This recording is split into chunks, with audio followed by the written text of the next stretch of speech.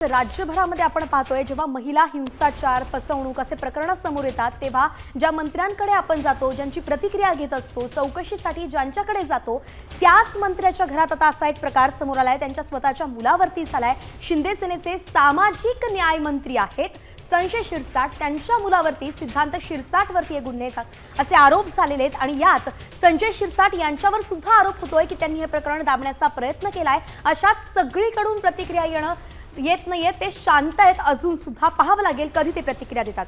तर यावरती वकिलांनी सुद्धा प्रतिक्रिया दिलेली आहे। नेमकं वकिलांनी काय सांगितलंय पाहतोय।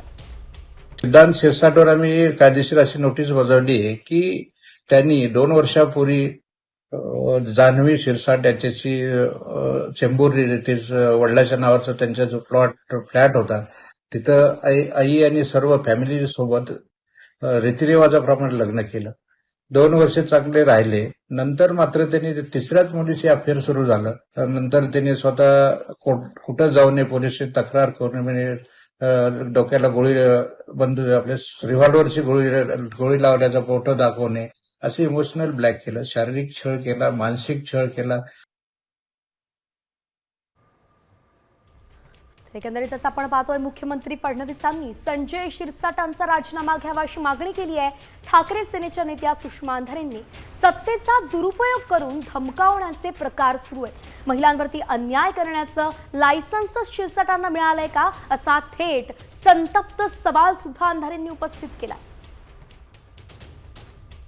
राजकीय वर्तुळातून यावरती प्रतिक्रिया येण्यास सुरुवात झालेली आहे। अनेक महिला नेते यावरती बोलतायत आणि अशात ठाकरे सेनेच्या ज्या नेत्या आहेत सुषमा अंधारे यांनी अगदी कडकडीत शब्दात टीका लागलेली आहे। त्यांनी फडणवीस सरकारलाच धारेवरती धरलंय आणि शिंदेंचा राईट हँड म्हणून ओळखले जाणारे जे संजय शिरसाट आहे त्यांच्यावरती इतके गंभीर आरोप होत असताना शिंदे शांत काय हा महत्त्वाचा प्रश्न आहे। महिलांवरती अन्याय करण्याचं लायसन्स शिरसाटांना मिळालंय का असा सवाल त्यांनी उपस्थित केलाय।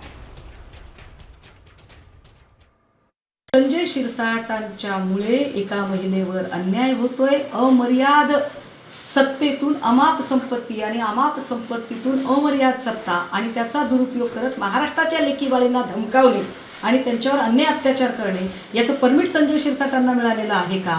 अशा संजय शिरसाटांना फडणवीस साहेब सत्तेत कसे काय सहन करू शकतात? फडणवीस साहेबांनी तातडीने आत्ता संजय शिरसाटांचा राजीनामा घेतला पाहिजे, अन्यथा आम्हाला असं वाटेल किंबहुना महाराष्ट्राचा हा समज होईल की फडणवीसांच्याकडे सत्ताधाऱ्यांना वेगळा न्याय आहे आणि विरोधकांच्यासाठी वेगळा न्याय आहे। राजकीय वर्तुळातून अनेक प्रतिक्रिया येत आहेत। मंत्री संजय शिरसाट यांच्या मुलावरती महिलेने गंभीर आरोप केलेत। 2022 मध्ये खरं तर त्यांचं लग्न झालं होतं, त्यावेळी कुटुंबीय तिथे उपस्थित होते आणि त्यानंतर अगदी 2 वर्ष नांदवल्यानंतर मात्र तिची फसवणूक करण्यात आलेली, शारीरिक मानसिक छळ करण्यात आला आणि या संदर्भातली अगदी 5 पेजेसची नोटीस सुद्धा पाठवण्यात आली त्या महिलेकडनं।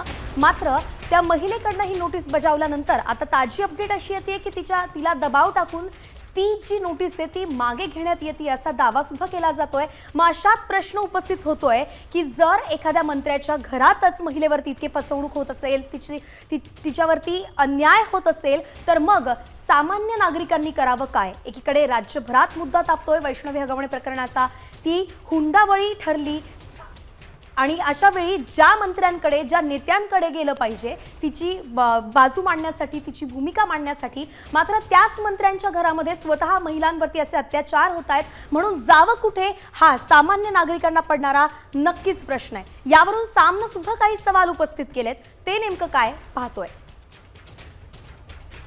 डिसेंबरमध्ये केस फाईल झाल्यानंतर कारवाई का झाली नाही? पोलिसांवरती कोणाचा दबाव होता का?